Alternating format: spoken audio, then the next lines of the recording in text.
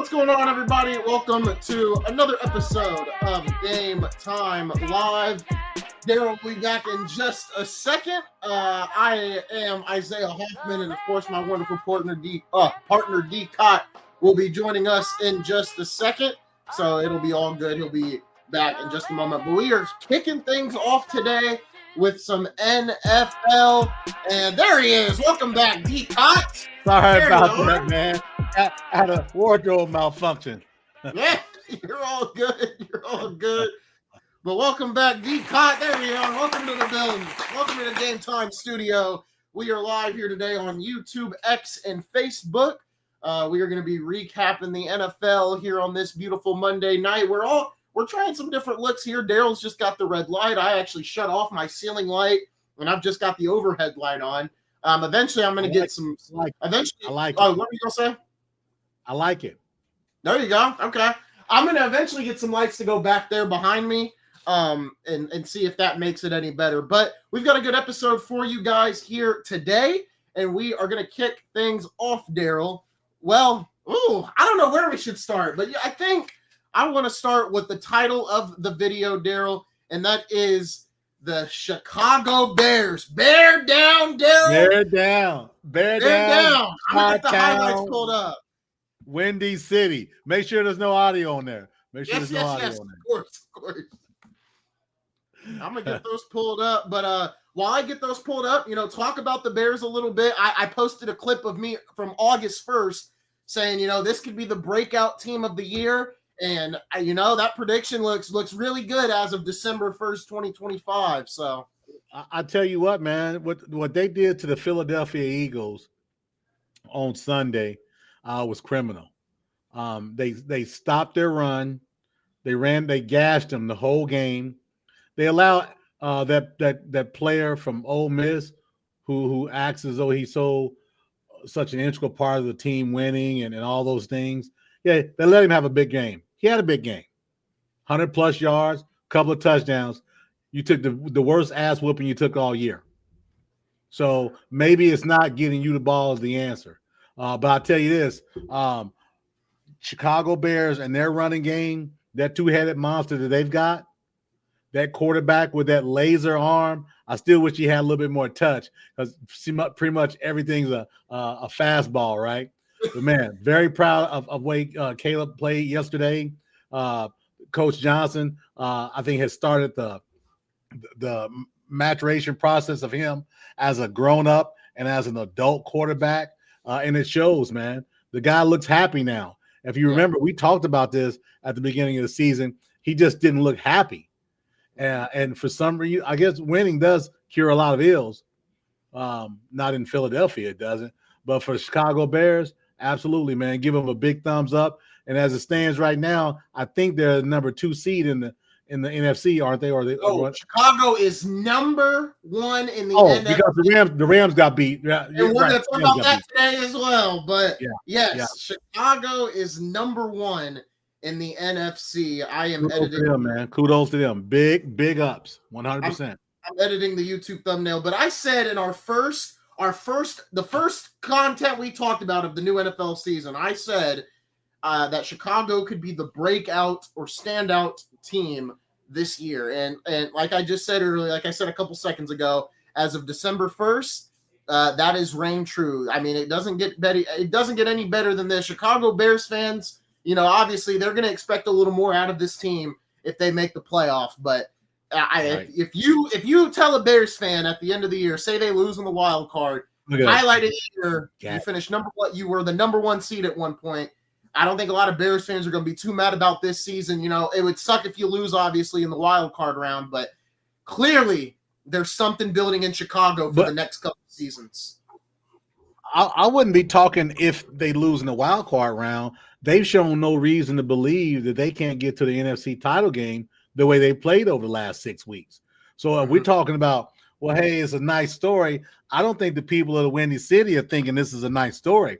I think the people of Windy City are saying, this is our chance. Hey, look, man, it's been since 1985.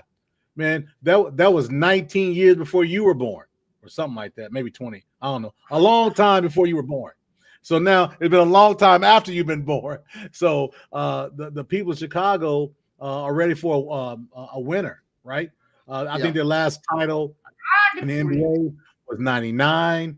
I think, NFL was 85. Yeah, you got the White Sox and the Cubs. But we're talking about, sports that everybody loves. It's time for the Bears to bring it home for them, man. Yeah. And I've seen no reason at this point to say that they can't get it done. Yeah. It's a long way to go, but you just never know at this point. No, I agree with you, Darrell. If you can, you're going in and out. If you can, leave and come back real quick. Okay, hold on. All right. You're all good. I noticed that. I just clicked on the YouTube video and I thought it was just on StreamYard, but just wanted to make sure, see if he comes back, if that'll work itself out. But I'm gonna piggyback off what Darrell said. I think the Bears look really good these first couple weeks in. There you go, much better. It was looking a little rough there. It's my dial-up, man. Hey, it's my dial-up, and it's snowing a lot way out here out east, man. So maybe it's snowing pretty bad out over here too on the south side. So it's snowing pretty bad. I'm checking our YouTube just to see. All right, yeah, we both look way better because you hit mute, man. You hit mute. Oh, you unplugged yourself.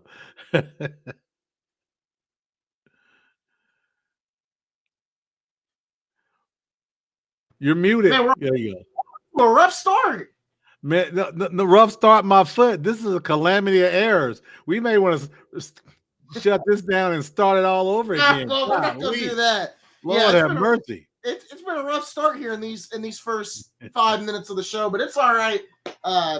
Technical difficulties happen all the time.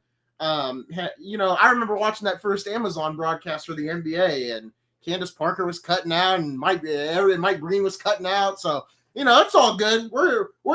Everybody has their technical difficulties once in a while. But I agree with you, Darrell. The Bears look really good. It's nice to see the Bears playing well. As someone that had a lot of confidence in them this offseason, I had said they had the best offseason out of any team in the NFL, and I'm glad they're proving me right. And I'm glad Ben Johnson is proving a lot of people right and how talented he could be as a head coach. He's showing it right now over in the Windy City.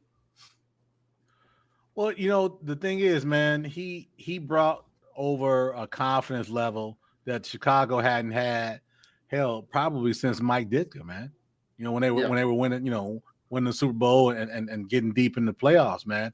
And at this point, they don't look like the 85 Bears, don't get me wrong, but they look like a team that can take it, how you want it. They can throw the ball a little bit and they can run the ball. Now they're a ball control offense. Caleb hasn't thrown the ball for 400 yards a game, but I think he has the ability, and those outside receivers, have the ability as well. But why throw it when you can run it? So that's what I like what they're doing. They're running it, and they're not apologizing about that either. No, the Bears look really, really good. I'll swing it over to you. What do you want to discuss after this long week of football? Man, a lot of good football, man. What I saw on Thursday, I think it's and I'm talking about the Detroit Lions. I think they've got a hangover from that game. I talked about it. I think we didn't talk about it. We had a call last week, and I said they went for it on the fourth down 5 different times, and they failed. Thanksgiving 3 times, they failed. I think there's a point. Mac and I talked about it. I think there's a point where you got to say, listen, you can't just continue to go for it. I know that's what you do and that's your DNA, but coach, you got to have some type of discernment. I think everybody knows what I think about Dan Campbell. I think he is an absolute beast of a coach. I think his players will run through a brick wall for him. With that said, it's okay on your 41-yard line, Dan Campbell, in the second half of the game, a tight game, to play the field position game, and I think that's kind of left a hangover for them since probably week 3. and they haven't been quite right. Also, I'll say the quarterback hasn't been right. Jared Goff has looked pedestrian, and he looked like the Jared Goff that played in the Super Bowl against New England, the guy that his coach didn't have any confidence in. He doesn't look like he's got any confidence. He's not throwing with confidence. And on top of that, they've got players that are getting injured. Amon-Ra St. Brown looks like he's out again this week at minimum. Terry and Arnold, their lockdown corner, out for the season. Things just seem to be unraveling for the Detroit Pistons, right? Detroit Lions. Pistons are rolling. I know, right? My Pistons are rolling. It seems like it's unraveling right before our eyes, man, for these Detroit Lions. And the problem is, in football, you don't have a 4 or 5 year window. Yeah. You got a 2 or 3 year window.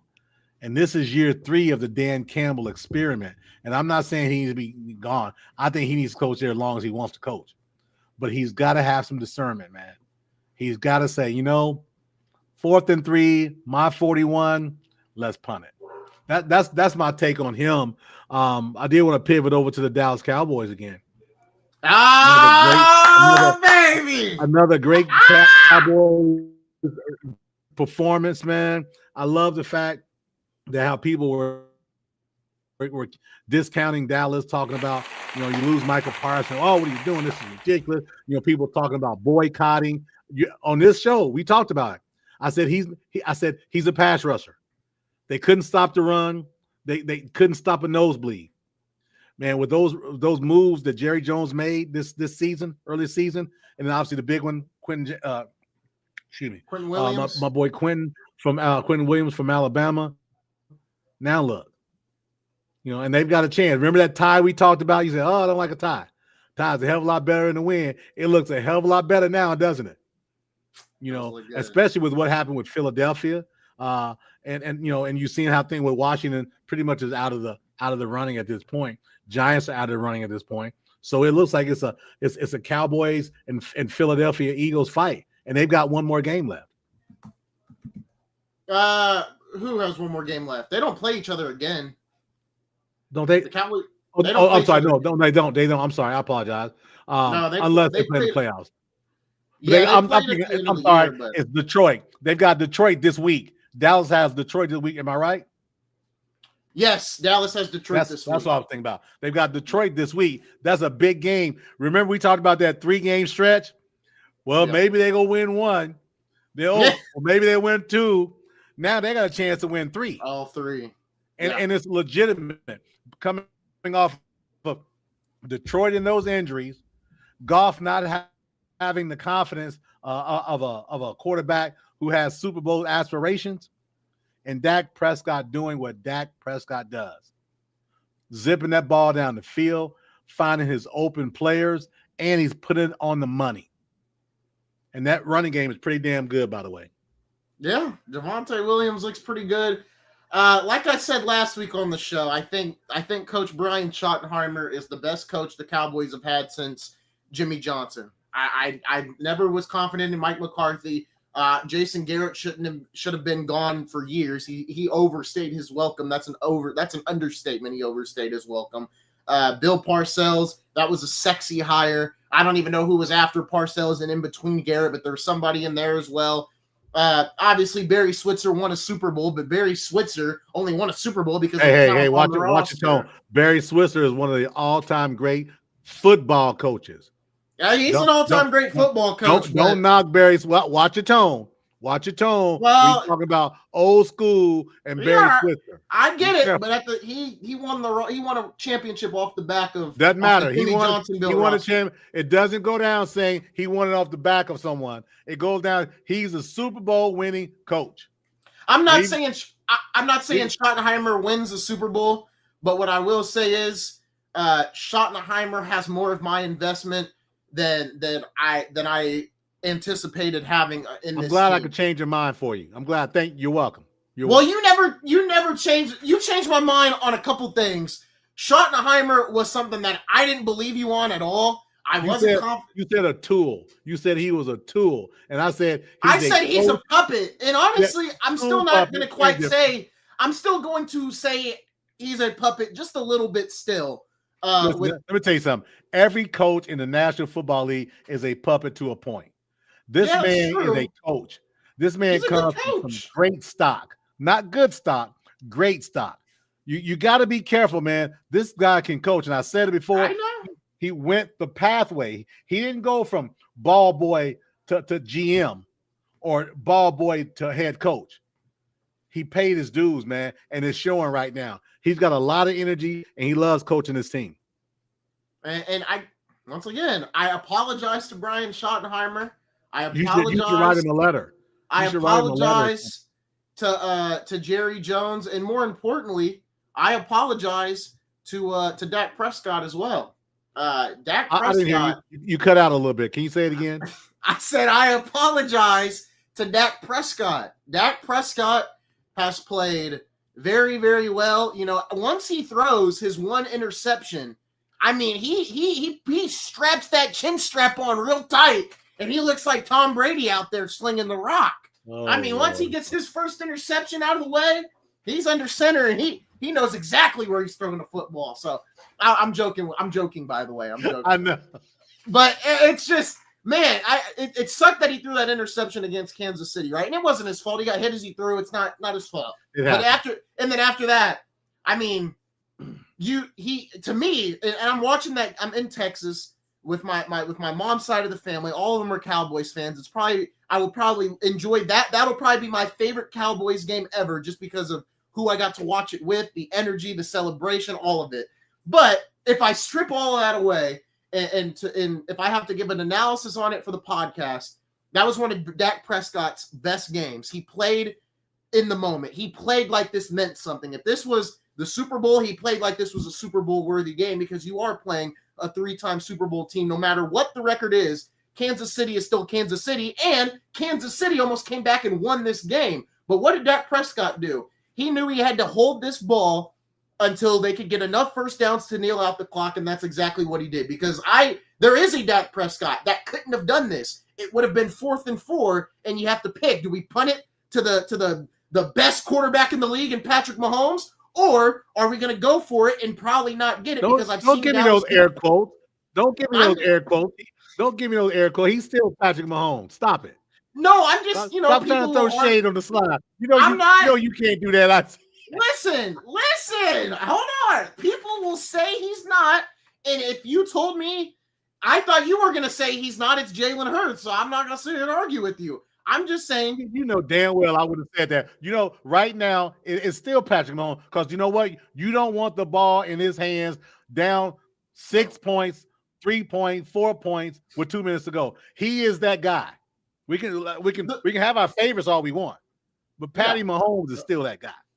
The point is, this game definitely gave me a different feeling of, okay, I want to believe there's something different here, right? But I can't say there's anything different until we are in January. Okay. That's my only problem, right? Okay. I apologize for the slander I had on Dak Prescott, but if there's one thing from the offseason that I will still hold to this day is he can't get it done in the playoffs. So can he get it done in the playoffs? I'm not asking for a Super Bowl appearance. I'm not asking for an NFC wild card win. You better win the wild card. I don't need you to get to the Super Bowl. I need an NFC championship appearance so that can tell me, okay, he can get us to the doorstep. Now, if he can get us to the doorstep, can he get us through the door? That is what I need to see. If you can't get us to the doorstep, what I said in the offseason still holds true. You can throw for over 1,000 yards and have all these TDs and whatever, but none of it matters if you can't win in January. That's how I've always felt about Dak Prescott. That's how I will continue to feel. But I apologize for everybody. But I apologize for all the trade slander in the offseason. I will apologize for that. Here's the thing, man. Listen. One more thing. Okay go ahead. Pay George Pickens. Okay, go ahead. Go ahead. It's okay to be excited about the Cowboys, man. But listen, there's still a lot of work to be done. The NFC West has 3 teams with 9 wins, okay? The NFC South has 2 teams with 7. The NFC North has 1 team with 9, 1 team with 8, 1 team with 7. Then the NFC East, Eagles at 8 and the Cowboys at 6. There's a whole lot of work still to be done.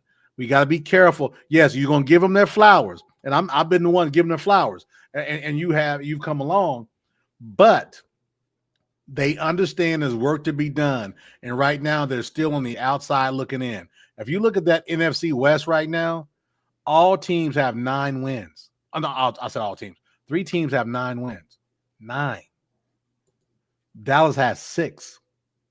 So that's a 3-game jump right there. You know, we've got to caution it, but they've got to play 1 week. Talking about 1 week at a time. They are in the playoffs. Remember how we talked about, you know, this is your playoff.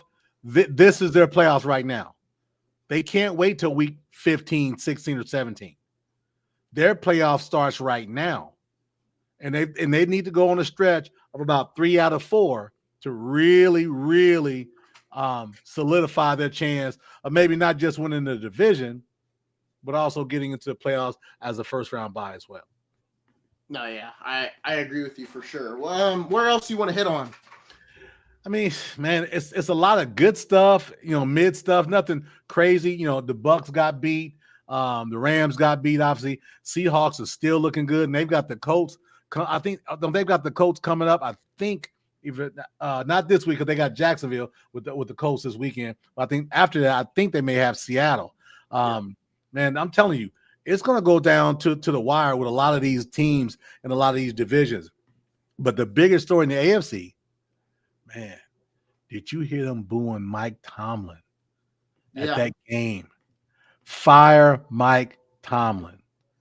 You've never heard that in that stadium in 19 years of him coaching. Never.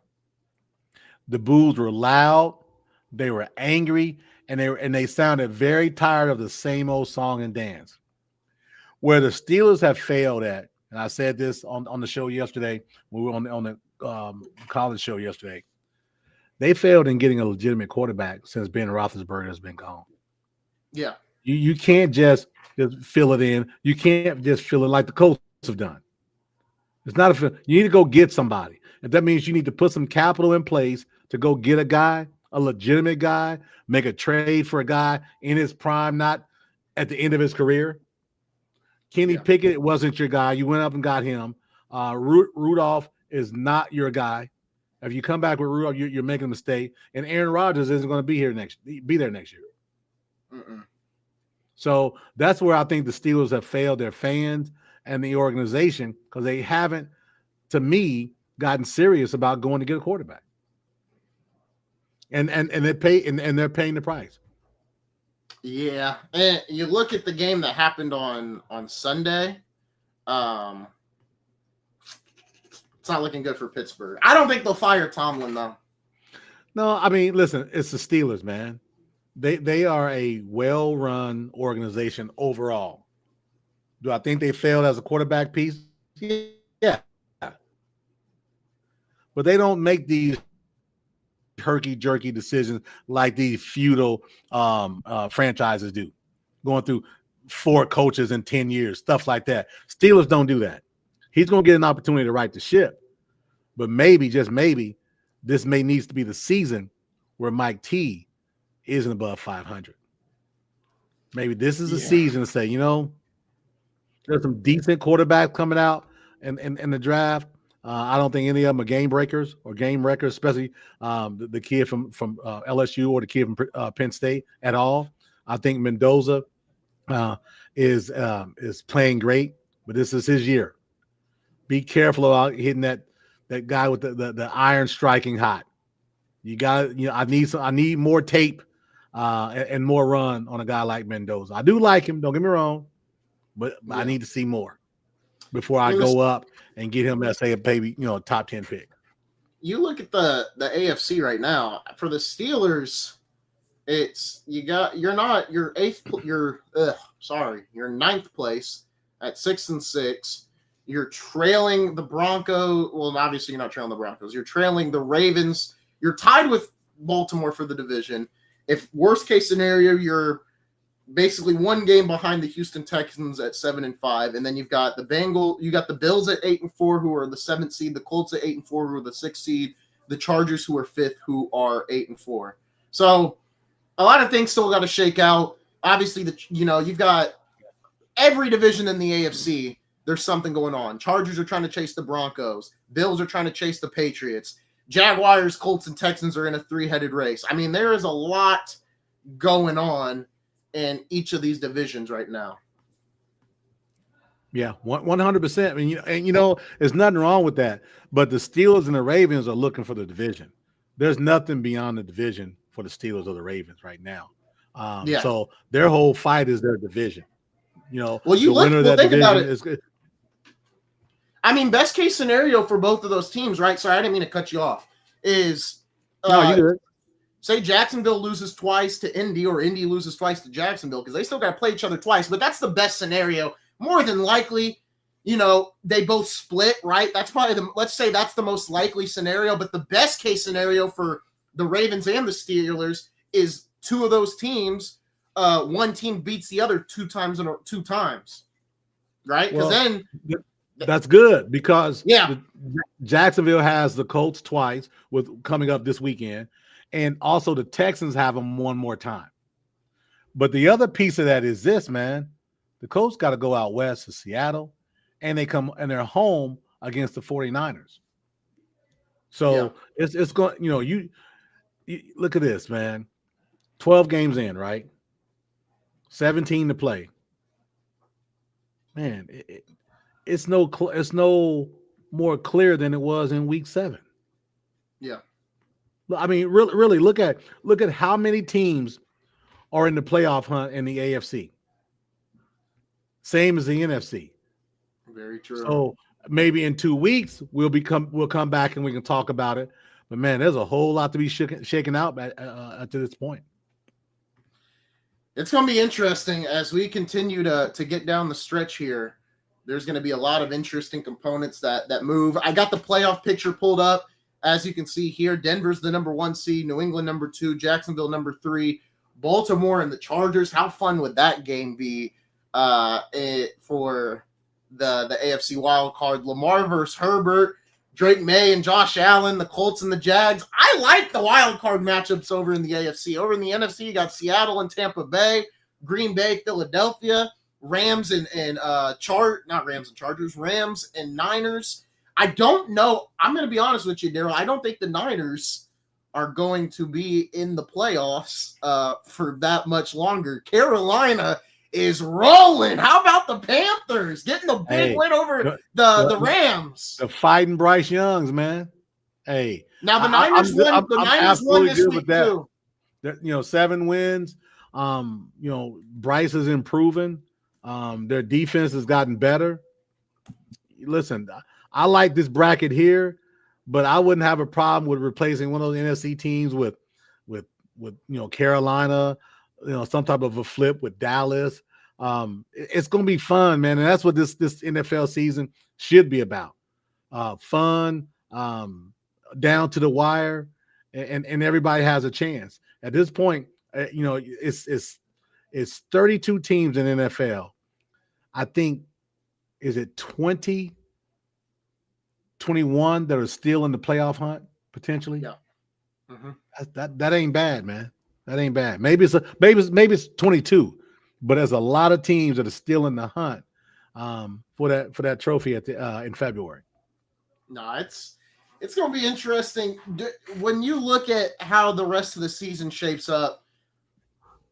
Who on the AFC or the NFC side do you see not making the playoffs in this bracket right now? If you had to give your best guess, obviously this could be our bracket. Well, and by saying that, I mean these could be the teams that get in the playoffs, right? Things may change a little more, but then we ultimately come back to these teams. But is there a team right now where you're not too set on them making the playoffs? Because right now, I think my 2 are the Colts, because they're continuing to drop games. They're dropping a lot of big games like we've talked about, and they've got 2 more they've got to play against Jacksonville. I could see the Colts falling out of this if, Baltimore and Pittsburgh, whichever one of the 2 can start winning games. And my other team is the Niners, because Carolina's rolling. But on the other hand, the Niners, I'm going to pull up their schedule, but I think the last time we looked, the Niners have an interesting schedule where there is a couple losses in there. Like they've got to play Seattle one more time. And they've got the Colts and Indy, right? And they've got the Colts, yeah. But to that point, I would say I think Carolina's a great story. I don't think there'll be a playoff team this year, right? I think they're on the come up, but I just don't think they're there yet. From the NFC, for me, I'm looking at Tampa Bay. You got your quarterback who's got that hurt left arm. Yeah, it's not his throwing arm. I don't think you think they'll slip out of the playoff picture. Baker Mayfield didn't look so good yesterday. To me, and if his injury persists, their backup is a guy that was coaching high school football. Oh my gosh, they are 7-5. I didn't realize they were 7-5. Don't look at the seeding. Look at their rank, their schedule. And the Panthers could take the division. Well, potentially. And again, I just think you said who I think would struggle or maybe out of it. I think there's a chance Tampa Bay. I still think San Francisco has a manageable schedule. Then on the AFC side, I think the Colts. A combination of Colts, Jacksonville, Baltimore, and the Chargers. All four of those teams. That seeds 3 through 6. That could be flipped on its head. You look at the Buccaneers. I'm gonna share the screen with you guys. There's the Buccaneers schedule right there. Yep. So you look at it. You got the Saints. Should be a win, right? It's in Tampa. Falcons played them close earlier in the year, but it seems like the Falcons have mellowed out, especially with Kirk Cousins being the starter. Mellowed out. I think Falcons have crashed and burned. They've got 3 games that they should win, but against the NFL, you never know. Saints, Falcons, and Dolphins. That wasn't needed, Darrell. They mellowed out, all right? That's not their fault. Michael Penix got hurt. Yeah, okay. Low blow. But with that said, out of these 5 games, they'll lose 2 of them at minimum. They'll lose. They got to play and right here, they got to play the Panthers. Yeah. They still have not played Carolina, and Carolina's 1 game off of them. Your fate is in your hands. Yeah. If you beat, and that goes for both teams. Yeah, that's what I'm saying. You beat your division opponent, you got a leg up. If you split, you got to make some hay with those other teams. And looking at this, Saints, Falcons, and Dolphins are 3 bad teams. But I'm telling you, one of them going to beat the Bucs. Now here is. Then you flip the script. You take a look at what the Panthers got. They've got the Saints as well. They've got the Seahawks, and then you're missing 1 game. I think you're missing 1 game. Well, no, that's just the schedule. Well, so the Buccaneers are 7-5, and the Panthers are 7-6. So they're right. Okay, they didn't have a bye weekend. Okay, no, yeah. With that said, I could see Carolina going 2-2. I could see them going 3-1, or I could see them going 1-3. Yeah, it's so hard to predict and talk about the NFL wins or losses, man. These teams are so evenly matched, and you have a team that has a rough week of practice. They turn around and lay an egg, and this isn't the time of year you want to lay eggs. Yeah, but somebody's gonna lay an egg. I want to pull up. There's a couple more schedules I'm going to pull up here, just because, right? Because we're talking about the NFC and who can get in and who's trying to get in. This is obviously the team holding down the last spot, the San Francisco 49ers. You play the Titans at home. You got the Colts in Indy. You got the Bears in California. And then you've got the Seahawks in California as well. So the Seahawks, when you're the Niners, this is favorable for you. Yeah. But there's 2 tough games in there. Actually, there's 3 tough games in there. The 2 physical games are at home, though. You got Seahawks and the Bears at home. Then you go to a walking wounded Colts team in 2 weeks. Mm-hmm. Sauce Gardner's not going to be in. They talk about it's his calf. That's fine. He won't be. I don't think Sauce Gardner's going to be back this year. No, it's over. You got Danny Dimes, who's got that bone chip in his patella, right? I think it's in his patella, if I remember right, wherever it is, in his leg, broken bone. They're not giving Jonathan Taylor the ball. The owner's not calling the right plays on the sidelines. The Colts, man, they'll be lucky to win 2 games out of these last 5. Yeah, they'll be lucky. We'll see. I'm gonna pull up the Colts schedule here in a second. Yeah, so I like what the 49ers got right there, man. I like it. Just looking at it again, right? You got the Niners schedule right here. They're 7th. Behind them, which we haven't brought that schedule up yet, is the Detroit Lions in 8th at 7-5. Lions, it's going to be a rough schedule down the stretch. Obviously, Vikings, you should win. But for the Lions, I would say the Steelers too. The way the Steelers are reeling right now, I'd say the Steelers should be I'm not saying an easy win. Yeah. I'm not saying an easy win. I'm just saying we're talking about prognostication, right? I think the Vikings is a win. Steelers are a win, and then oh boy, after that things get dicey. Yeah, and even and I'm going to pull up their schedule now because I've had it pulled up, but I haven't brought it up yet. And then obviously sitting behind Detroit, it's not Carolina. It is Dallas. Dallas sits behind them. Dallas has the Lions, then the Vikings, then the Chargers, which is probably their only tough game other than Detroit. Then you get the Commanders with no Jaden Daniels, and you get the Giants with Jameis Winston. You got quarterback is back for the Giants. Kid from he is back. Dart is back. Yeah. Okay. Well, either way, right? Huh? I said either way, right? You should win. Yeah, but you look what they did early in the season, man. I mean, listen. I'm not going to discount the Giants. The Giants, have played tough all year long. When they put Russell on the bench and brought the rookie in Dart, even with Jameis Winston playing, they play hard, man. Yeah. Cowboys. Listen, the Cowboys don't have room for error. Okay, they can't look past anybody. So their whole focus needs to be 1,000,000% right now on the Lions.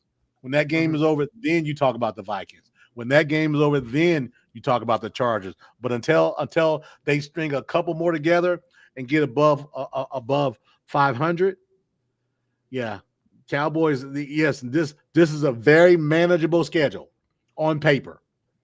Yeah, but they don't play it on paper. Well, they don't play it on grass anymore either. They play it on this damn turf.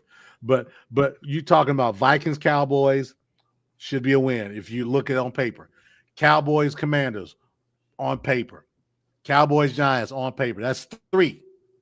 If you say that, you say, do you split Lions and Chargers? That means you got 4 more wins. That means you 10. 11, 5-1. Yeah, because they're 6-5 right now. Excuse me. It'd be 10, 5-1. 10-6. 10-6-1, yeah. 10-6-1. And then you look at the Eagles, who I'll share their schedule right here. They've got the Chargers this week, next week. Sorry, next Monday. You got the Raiders, Commanders, Bills, Commanders again. They got the Commanders twice. Listen, they've got a favorable schedule. Listen, they got a favorable schedule. Yeah, but you gotta win. But when you're Dallas, and maybe I'm being negative. I don't see Dallas winning the division. The Eagles will do. The Eagles. I think the Eagles will. Gap, right? I get that, but Eagles will win.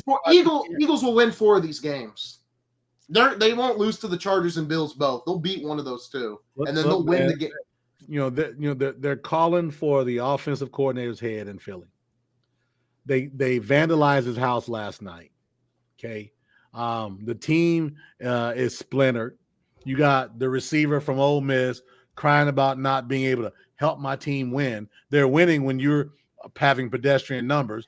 Then you have 100+ yards, 2 touchdowns, and they lose. And you're seeing on the sidelines laughing and joking and kicking and cacking. When your team just got their butts handed to them on both ends of the line, on defensive line and offensive line, to the tune of where you had 2 failed tush pushes, and one of them resulted in a fumble by Jalen. Yeah. So I don't subscribe to the I want to help my team win as an outside. No, I want my team to win no matter what the numbers are. And that's what Jalen's been saying all year. And if you just take a look, last week, this Thanksgiving was a microcosm. Well, Friday wasn't Thanksgiving. You get all the numbers you want. You're laughing on the sidelines, and you take a loss. The most embarrassing loss of the season. Something to be said. No one saw it coming. No one saw that coming. Well, there's something to be said about just winning the damn game. Yeah. And you didn't help your team win. Those numbers don't help your team win. Harmony, consistency, and good play on both ends of the football are the result of winning. Not you whining, getting 11 catches, 100-plus yards, 2 touchdowns, and you take a loss. Your worst loss of the season, by the way. Yeah. But you got yours, I guess. If you're him, I got mine. Yeah, there you go. No, that's true. I hope the Philadelphia Eagles disembowel themselves of that player in the offseason. He's not a I don't know if they'll get rid of him. Current version of T.O. like they've said. He's a Timu version. He's not as nearly as explosive. And don't try to compare these guys. He's not T.O. He's the guy from Ole Miss. That's who he is. I'll leave it at that. I get myself fired up about that dude, man. Another team to keep an eye on. We talk about the Bears taking the number 1 seed. This is another team that could take the number 1 seed, but they've got a rougher road than a lot of the other teams that we've shown. You've got we've got the Seattle Seahawks. You got the Falcons, who they got in Atlanta. You've got the Colts in Seattle, the Rams in Seattle, the Panthers in Carolina, and the Niners in San Francisco. So Seahawks are also 9-3, Darrell, with the Bears and the Rams. But all 3 of those teams are the teams that are at 9-3. The Eagles are 8-4. Keep an eye on Seattle. Well, the thing with Sam Darnold there, man, he's played well this year. They got a really good running game. Jackson Smith and Jigga from Ohio State is balling out. He didn't have a great game this Sunday, but he was on pace for record receiving as a Seattle Seahawk receiver, right? But also Sam Darnold started fading around week 14 of last year. So we're coming up to week 14 soon. So let's see how Sam Darnold plays as the last few games are played out. He's got the Falcons, then he's got the Falcons, then he's got the Colts, then he's got the Rams. A lot to be said in these next 3 games. It's easy to say that now, but these next 3 games, a lot of dust is going to settle in that playoff picture. Yeah, I like what we're seeing from Chicago. I think seeing Chicago get the win was not only shocking to me, but it was also like it was a feel-good moment. Not because I called it out a couple months ago. I think it was because there's a lot of things you called out that you went to bed on. So that I was wrong on. So it doesn't make me feel good. It's cool to see because I made them the title of the video. I know. I got your text. Remember? I made them the cover of that first NFL preview for a reason because I was like, I think they'll be all right. You said it. We didn't. Okay, you called it. You said they've got something there to them. I didn't see it because I just felt like Caleb would just, I don't care. I figured he just want to just quit playing football. But man, he's loving life. You thought he was more of a LaMelo Ball? No, I'm not even joking. I'm being serious. No, I just didn't think he liked being in Chicago. And fair enough. Got you. I didn't think he was going to do what he could to be the best player he could. Clearly, Ben Johnson has gotten to him, and that's a good thing for Ben. Yeah, and even week 1 when they lost to Minnesota, they didn't look bad, right? They looked all right. They just kind of dropped the game, and it almost made us think, okay, maybe JJ McCarthy's going to be all right, but that has not been the case. Hey, they love him on XM Radio, moving the chains. Go to XM Radio, moving the chains. XM 88. Boy, they were when I was in Minnesota back in September. Oh, they would love it, man. They would call him the next thing, the next this. I said, what are you seeing that I'm not seeing? Yeah, the guy got hurt, but even prior to that, he was pedestrian. He was pedestrian at Michigan, and he's pedestrian now, and they're kicking themselves for letting Darnold walk out the door. Yeah. Oh, by the way, their receiver stiffed the press communication today, and he did not do any interviews. That receiver from LSU that plays in Minnesota, what's his name? I'm trying to think. You said what? the receiver from Minnesota. He skipped all Justin the press, Jefferson. Justin Jefferson. He Jesus, skipped I all the can't press talk. conferences, and he is up in shambles. They're saying he's asking out because he doesn't have a quarterback. And I'm going to be honest, I can't blame him either because look what Sam Darnold's doing in Seattle, and you let him go. I get it. I can't. I don't blame him at this point. That's what you get with these receivers. You know, listen, the dude. I think I don't blame him. 2 for 8 yesterday or something like that. 2 catches, 8 yards, something like that. I don't blame him. You gave up. But hold on. Remember, McConnell is a genius. Remember, I know. He's an offensive guru. I wish you could have been in Minnesota with me in September. They got billboards of McConnell, man, on the highways, by the toll roads. I mean, they got radio shows. They call him the next big thing, and they call him by his initial. They didn't call him by his name. Exactly. Call him by his initials, all that stuff. That's why I say pump your brakes. It was September, man. Yeah. Now look. Now you want the quarterback gone, and if McConnell has another year like he has this year, they're gonna want him gone too. So you're only as good as your last game, and you better hope you won it. Yeah, because man, it's not looking good for the Minnesota Vikings. I want to pull up. Well, this has been a pretty quick stream tonight, but I think me and you both are a little annoyed by the weather. It is. Listen, I'm smiling on the but here's the positive, right? My commute to my job is about 14 steps. Yep. You're sitting at it, basically. Hey, that's the beauty of all of this, man. Listen, I looked out the window and I saw that snow. I looked out. Now I went upstairs and looked out the patio. I just shook my head and said, "Hoo-wee, it's gonna be a tough commute tomorrow." I'm telling you, man. For me, weather has me down. I'm not gonna lie. It definitely has me a little bit ornery, I guess, so to speak. All right, Darrell. We got. You told me to wait a little bit, so I feel like now is more of the right time to bring it up.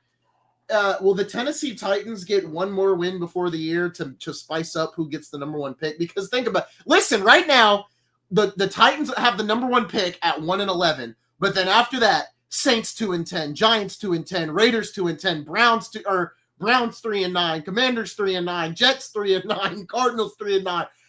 If they lose one more game and everybody else loses, we're gonna have like a 4-way tie for the number 1 pick. So, but the good thing about it is it's not a consensus number 1 pick this year. That's a good point. It's not a consensus. And I'm going to be honest, Mendoza's played great. I don't know if Mendoza is. Again, I would be hesitant, right? Quarterbacks, right? Look at the Giants. They don't need a quarterback. I think they've got their quarterback, Jackson Dart. I think the Saints, do the Saints go back into the draft after picking Tyler Shook or Shaw or whatever hell his name, getting another quarterback? Do the Steelers try and trade up? Remember, they gave up a 2nd-round pick for DK Metcalf this year. Yep. So they don't have a second. So if you're going to give up your first, I say, somehow you figure out a way to get rid of that that defensive ends contract, Mr. Watt. TJ Watt. Yeah. Yeah. I did that was ooh, that's a lot of money, man. I'm curious what Aaron Glenn and crew are thinking down in New York.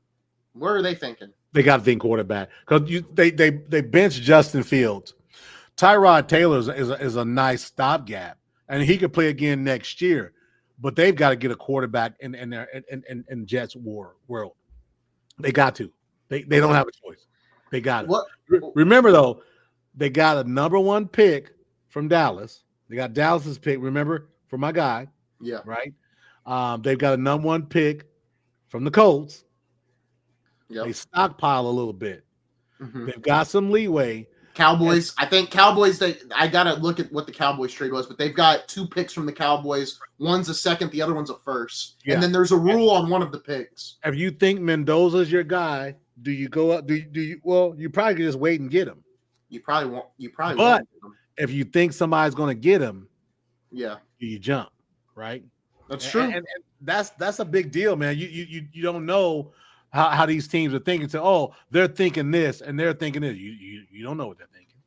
Yeah, You have no idea.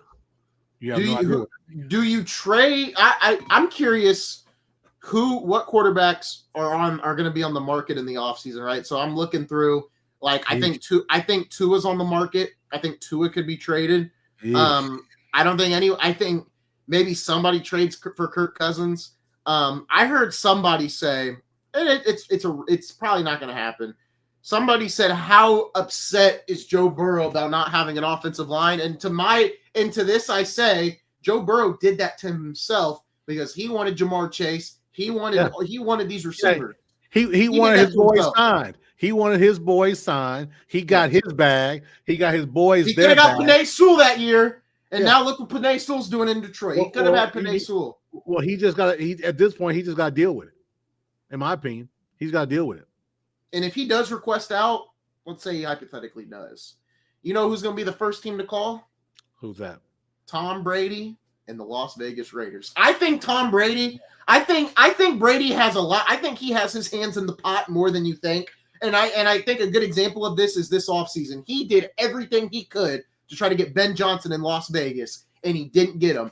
And a lot of people from Vegas reporters that I follow on X say that Pete Carroll was more of just I don't know the right word to put it, but he was just a hire. Stopgap. And same thing with Geno Smith. Obviously, Smith was a stopgap, but I am real curious to see what does Brady think of these quarterbacks in the draft.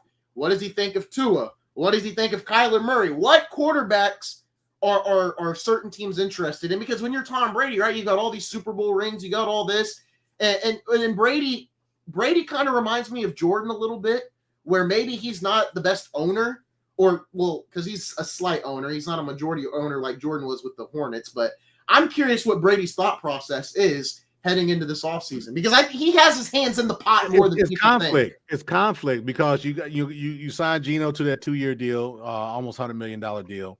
40, no, something like that. 48 million over 2 deals, 2 years, 48 million. I'm sorry. And then you turn around, you got Pete Carroll. Then he turns around and hires 2 of his sons. Yeah. We always talk about nepotism and favoritism. This needs to come up there too. He has 2 of his sons. He fires the OC. Now the words come out that the OC was calling plays that they didn't even pre-plan for during the off week. So that's something there as well too, right? But for me, the quarterback deal is going to be a big deal. I think Tua has worn out his welcome in Miami. I think he does go somewhere. Maybe that place is Pittsburgh. Maybe it's maybe it's Oakland. I keep saying Oakland, not Oakland. Maybe it's Vegas. You just never know. But what's going to happen over the next few weeks, we'll find out a little bit more on who potentially is going to go where and why, because it'll be right there. It'll be right there. We'll see. I apologize. Man, we are just clunky today. We're logging out, and my lighting isn't right, and I'm telling you, man, we gotta get this figured out. We owe it to the viewers, man. We got the GameTimeNetwork.org. We're doing all these great things, great guests coming on board, spending some time with us. Great collaboration yesterday with Crossroads Sports yesterday on our college recap. If you have not seen the college recap from yesterday between me and JB going at it about Lane Kiffin, SEC favoritism, 16-team playoff, it is can't miss. Yeah. It's important to have differing views. Not scripted differing views, but differing views. But then at the end of that, you have the respect, and Lord knows JB and I have much respect for each other as guys doing this thing. But man, it was good, man. JB's passionate about wanting it to be just 12 teams. He thinks that's enough. I think it's enough too. I think it's. But enough. I'm in the world of it doesn't matter. We're a glutton society. We're going to want more because that's what we want. And that 16 is going to come, whether D-Cot likes it or not. I think it'll be 16 though. Lane Kiffin going to LSU. Man, I saw a news report before we went live. They were watching like the nationwide news down there on the downstairs. Somebody tried to run him and his family off the road. Listen, man, that's nuts. Listen, in the SEC, it's like that. That's true. People love to talk about, well, this rivalry. I'm telling you, the SEC is nuts, man. And what Lane Kiffin, listen, I'm gonna say this. In my view, Lane Kiffin pulled a dirtbag move. And the reason why I say he pulled, not because of going to another school, because he grabbed his coaches and said, if you're not on this plane with me, you don't have a job at LSU. And you're on your own here at Ole Miss. So he took, I think, 3 of his offensive coaches, I think his general manager and somebody else, right? I think that was a dirtbag move that what he did. But here's the thing about Lane Kiffin. Everywhere he's gone, he has torched the place. He torched USC. He torched the Raiders. He torched Tennessee. He torched Ole Miss. I'm not even going to count the 1 year stint. Alabama? In South Florida. No, he wasn't the head guy there. In South Florida. He burned bridges in Tuscaloosa, which is why he wasn't considered for the opportunity when Nick left. But the thing about it is he went to a place that's better for him personally. All I'm saying is this, fans. He went to a place that's better for him personally. So the next time you want to knock a player for going into the portal and saying, this school is going to pay me X amount more, or I'm going to have an opportunity to start or play multiple other positions or multiple minutes, do not say what's going on with college football. These kids are out of control. It started with the coaches. They've continued to do this. And this is the thing. They have the ability, because there are no guardrails in place and there are no rules to legislate what's happening. And as long as there are no rules to legislate it, there are going to be coaches that do it. You know what flew under the radar yesterday? What's up? Kentucky firing their coach after 13 years, and he's got a $30 million buyout. Stoops. Yeah. That flew under the radar because it's Kentucky football. Yeah. So the system's broke.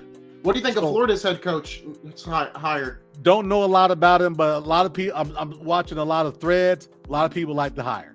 Okay. We'll see. But yeah. I'm going to say this. The way this college football. Your mic's in and out. Is this better? Yes. This isn't the last time a coach does this. Look what they did to James Franklin. Mm-hmm. Oh, at least they paid him. Okay, there's movement. It's still, you know what it does? People don't forget. They forget about this. Let me on my rant now. He's got assistant coaches. He's got grad assistants. He's got about 35 coaches / whatever you want to put their title as under him, who have wives, kids, family. Yeah. Uprooted. So it's not just, we just got rid of that coach. That's what they want you to think. It's so much more than that.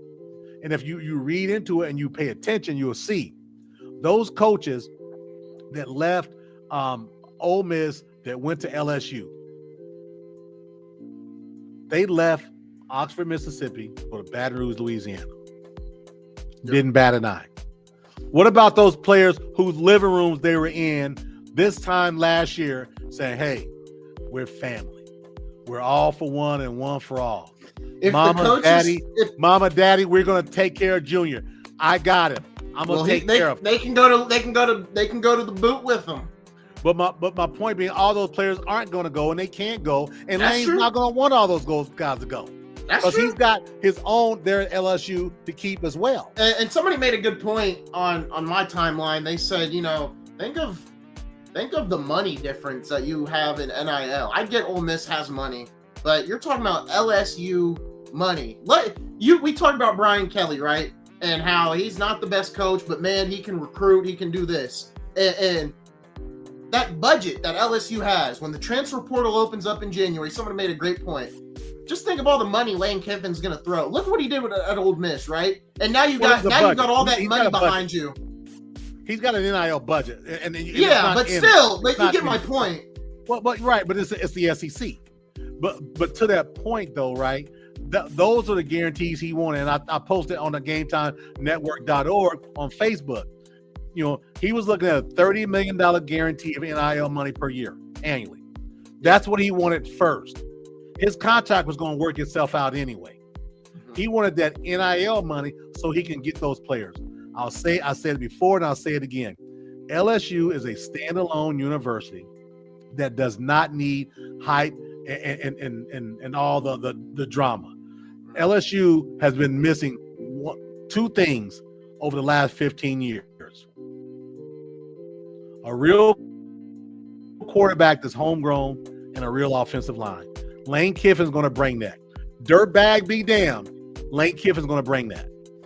You know, I'm just being true to it, right? But it's great for the SEC because it brings competition and it brings more money and more prestige to the SEC, him being an LSU as opposed to Oxford, Mississippi. Yep, so things are going to get interesting. Hey, listen, I'm not in love with it, but hey, man, you know, until there are guardrails in place, he's not the last coach that's going to do this. Yeah. Hey, great stream today. It's been a little wonky, so we apologize for that. I had some mic issues. Darrell was quality-wise, I don't know what was going on. You were in and out. I think it's the weather. So not the best stream tonight. It is what it is, but we still had a very high viewer count. We'll flip it into some shorts, and we'll get some energy going on that. We do apologize, but by the way, I'm not going to make the announcement right now. I'll probably make the announcement tomorrow on Cott's Corner. I've got a recorded guest I'm going to be having on, and we're going to be posting that recorded interview latter part of this week. I'm looking forward to it. I'm excited about it, and I look forward to a lot of smiles and a lot of people that are local here being real happy about the guests I'm going to have on. Hey, and if you read the banner, you will see there is a second sponsor now sponsoring the network, Wire to the Nines. If you need any low voltage help, please contact Wire to the Nines at yahoo.com. That is their official email where you can contact them. So please, if you need any wiring help, if you need a camera installed, if you need help with any low voltage wiring, Wire to the Nines has you covered. They've worked in hospitals. They've worked in Carmel, Indiana. They've made drives out to different places in getting that stuff done. I was supposed to have my stepdad Jason on the show today because that's his business. He's known as stepdad, so we're gonna continue to call him that. But that's his business. He decided, he wants to support us, and we want to support Wire to the Nines as well. So we are happy to have that sponsor on board. As you'll see in the next couple of days, we're going to have all the graphics swapped out to where it says Game Time Network. I'm still working on a couple of them and getting them edited. I can't. I can't. Listen, Wire to the Nines is my guy, and he's not my stepdad. But I tell you what, I got some wiring here in the compound that needs to get taken care of. So there you go. I'm gonna be reaching out myself. I got some internet challenges I got going on. I've got some audio I've got going on. So if you do need some help, Wire to the Nines is your spot. There you go. There you go. You speak about Game Time Live. You speak about, hey, my stepdad, hey, he may even give you a 5% discount. There you go. Yeah. So he'll help you if you need the help. Code word, stepdad. Yeah. If you email him and add stepdad in there, maybe he'll give you a discount. I'll have to bring that up to him when I get done with this stream.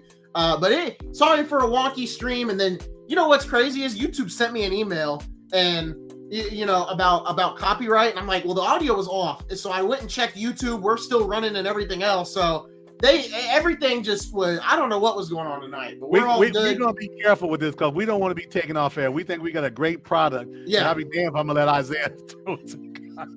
Well, they scared me because I'm like, why are y'all emailing me about this? And then I checked YouTube, and we're still up and running as we speak right now. So I don't know what YouTube was on today. But from now on, what I'm going to do is same thing that the weather is on. But with that said, we got two sponsors now. As we talked about, we're going to continue to grow. We're adding some things. And by the way, do not forget December 31st, Pacers versus Orlando Magic at 3 p.m. in Gainbridge Fieldhouse. Right after the game, the great, the wonderful Grace College, #1 ranked NAIA basketball Talk team about it. in the Talk country. about it. Coach Scott Moore will be in the house.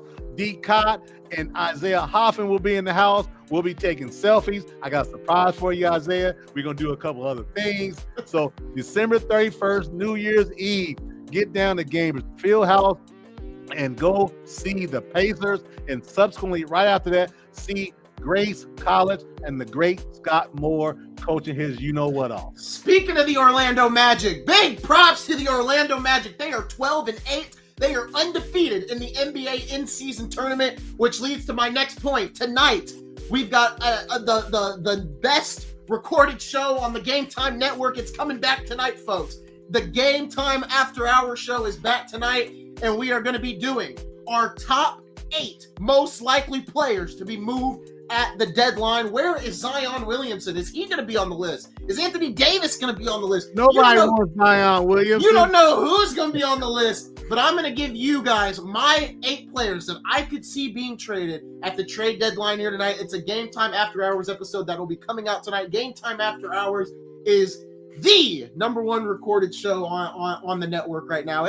We've had two Game Time After Hour episodes have had over 1,000 views. So thank you guys for all the love and support. And then we've had 14. Our highest today was 16 live viewers today, Darrell. We're cooking. We're killing it. Maybe we're doing something decent, right? And again, as we always say, if you've got suggestions and ideas, shoot us out to us. You go to the Game Time. That was just GameTimeNetwork.org. See what's going on. Shoot us a message. Private messages if you want, and we'll do what we can either just to get people on to talk and interview or subjects that you want us to cover. Yeah, I mean, I don't got nothing else to say. I had to get that off about the Magic. I'm glad they figured it out. The Knicks have passed the Raptors for second place. The Heat have passed the Raptors as well. The Raptors are now in 4th, but they still got a pretty decent record, and obviously the Pistons still sit atop the West. The Atlanta Hawks, they are in 5th, Darrell. They're in 5th. And your boy Jaylen Brown, 2 games above 500. There you go. Your boy Jaylen Brown. He's balling. But no, good stuff. More importantly, the Lakers are second place in the West at 15-4. You owe them an apology too. No, Scott Nichols owes me an apology. That's who does. That Scott Nichols owes me an apology because he was wrong about the LeBron James take. Love it. Get him, Isaiah. LeBron, he can come on to the podcast. Yeah. He wants to talk about LeBron, he can come on to our show. There you go. But shout out JB. We need to get JB on. We need to ask if JB will come on because Fridays is more of our NBA part of our NBA stream. We need to ask JB to come on because it seems like JB wants to talk about NBA, but Brandon doesn't want to talk about it a lot. It seems like as of right now. So. I don't want to talk about it a lot. Just say I don't.